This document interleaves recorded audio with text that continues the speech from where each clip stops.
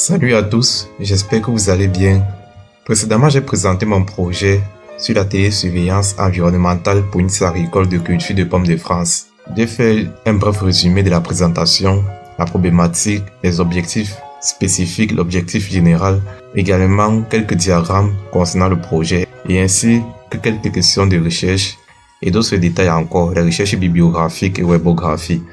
Pour ces recherches bibliographiques et les webographies, j'ai consulté DeepSeek. DeepSeek pour moi actuellement qui est ma meilleure intelligence artificielle en termes de recherche, surtout pour ce thème de projet qui nécessite assez de recherche. Alors, pour ces recherches bibliographiques et webographies, j'ai consulté l'IA qui m'a donné des mots-clés que je vais utiliser dans Google Scholar. Alors ici dans Google Scholar, à ce niveau, il y a des mots-clés qui m'ont été donnés par l'intelligence artificielle en rapport avec la première phase du projet de mon diagramme de Gantt que j'ai présenté précédemment concernant les recherches bibliographiques et webographies. Je vais commencer par le premier point qui porte sur l'agronomie. Dans l'agronomie, je vais télécharger les articles et même des fiches techniques. Je vais consulter aussi des sites web en rapport avec les besoins spécifiques de la pomme de France sur une serre agricole.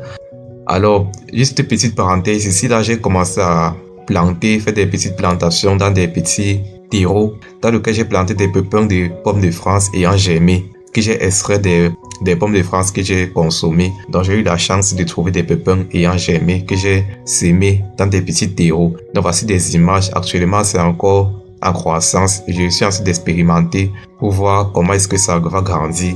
Et dans ce tutoriel, je vais faire des recherches sur les besoins spécifiques de la pomme de France sur une serre agricole. En particulier, la plage de la température idéale, les besoins en eau, la sensibilité aux maladies en fonction de l'hygrométrie, donc plusieurs choses. Mais je ne vais pas détailler, je vais juste ici là montrer des articles que j'ai téléchargés, des sites web que j'ai consultés concernant cela.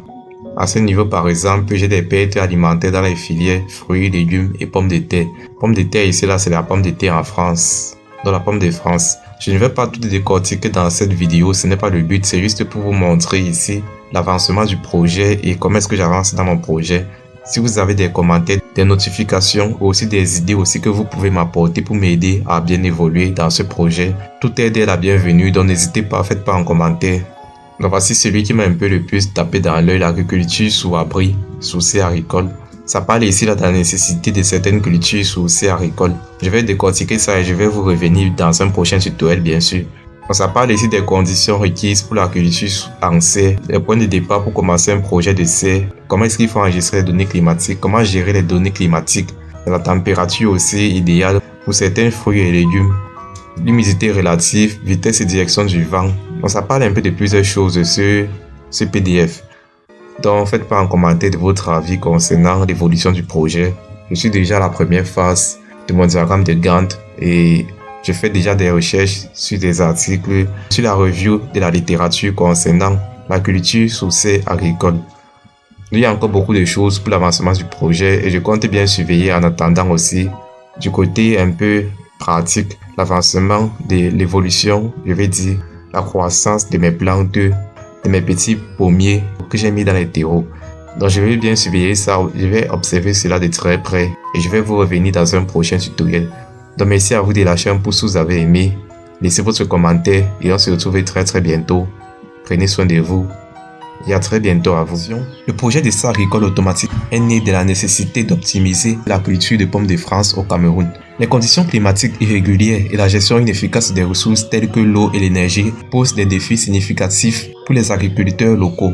L'adoption de technologies automatisées telles que la serre agricole automatique peut permettre de contrôler les paramètres environnementaux tels que la température, l'humidité, la luminosité, etc.